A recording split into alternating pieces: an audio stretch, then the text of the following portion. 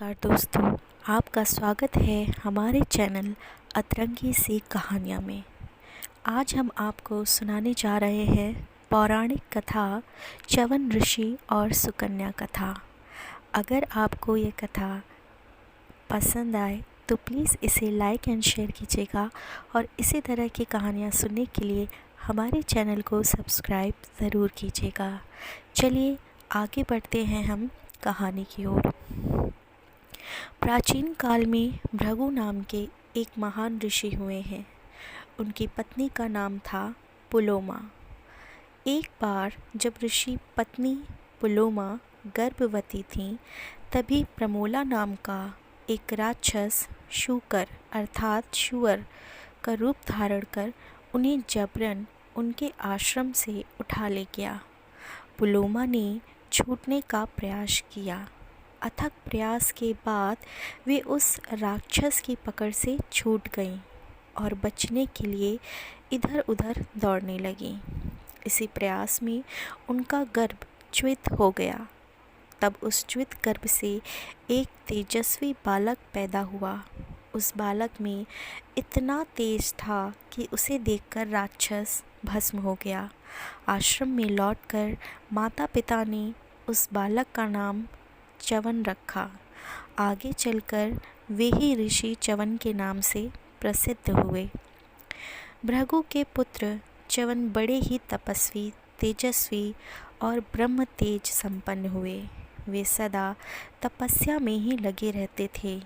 तपस्या करते करते उनके शरीर के ऊपर दीमक लग गई थी और दीमक के एक टीले के नीचे वे दब गए थे।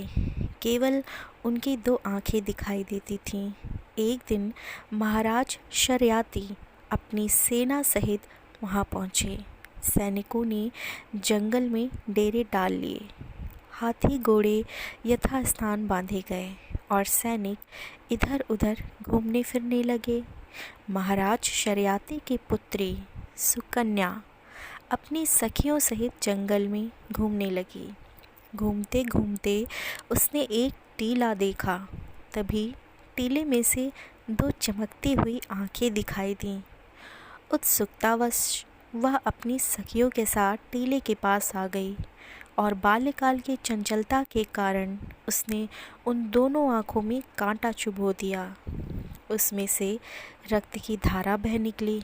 सुकन्या डर गई और भागकर अपने डेरे में आ गई, लेकिन उसने ये बात किसी से नहीं कही।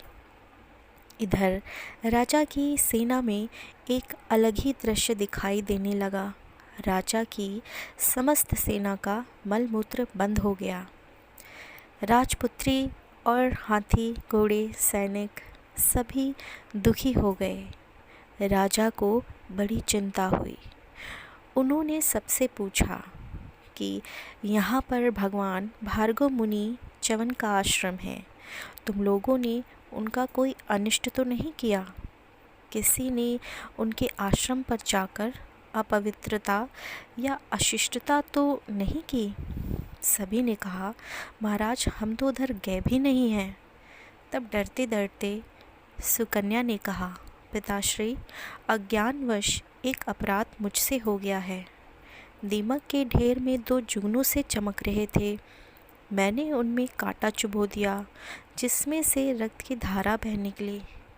महाराज सब समझ गए।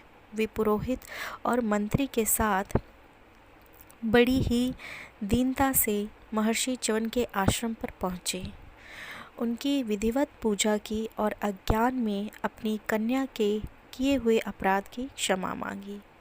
महाराज शर्याती ने हाथ जोड़कर कहा, भगवान, मेरी यह कन्या सरल है, सीधी है। इससे अनजाने में यह अपराध हो गया। अब मेरे लिए जो भी आज्ञा हो कहें, मैं सहर्ष उसे पालन करूँगा। च्यवन मुनि बोले, राजन, यह अपराध अज्ञान में ही हुआ, किंतु मैं वृद्ध हूँ, आंखें भी मेरी फूट गई हैं, अतः तुम इस कन्या को ही मेरी सेवा करने के लिए छोड़ जाओ। महाराज ने इसे सहर्ष स्वीकार कर लिया। सुकन्या ने भी इसे बड़ी सहर्षता से स्वीकार किया। सुकन्या का विवाह विधिवत च्यवन मुनि के साथ किया गया और राजा उसे समझाकर अपनी राजधानी को चले गए। च्यवन मुनि का स्वभाव कुछ कड़ा था, किंतु साध्वी सुकन्या दिन रात सेवा करके उन्हें सदा संतुष्ट रखती थी। एक बार देवताओं के वैद्य अश्विनी कुमार च्यवन मुनि के आश्रम पर च्यवन मुनि ने उनका विधिवत सत्कार किया।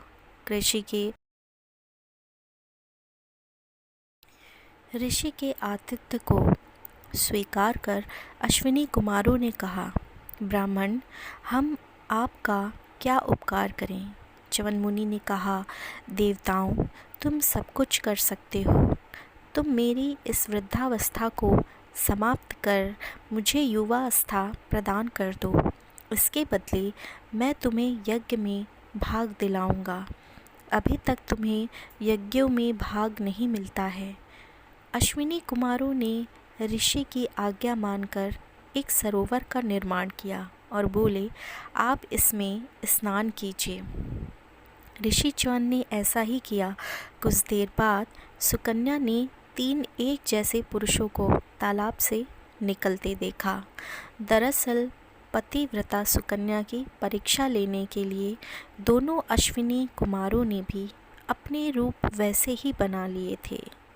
तब सुकन्या ने अश्विनी कुमारों की बहुत प्रार्थना की कि मेरे पति को अलग कर दीजिए। सुकन्या की स्तुति से प्रसन्न होकर अश्विनी कुमार अंतर्ध्यान हो गए और सुकन्या अपने परम सुंदर रूपवान पति के साथ सुखपूर्वक रहने लगी। च्यवन ऋषि की वृद्धावस्था जाती रही। उन्हें आँखें फिर से प्राप्त हो गईं।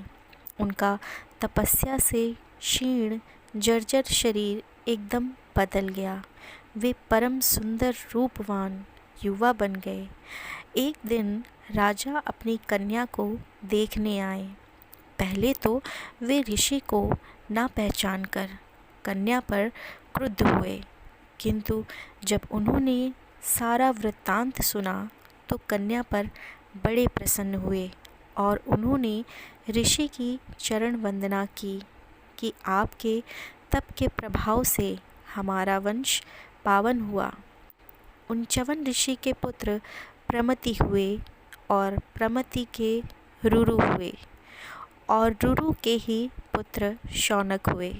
ये सब भृगु वंश में उत्पन्न होने से ही भार्गव कहलाएं।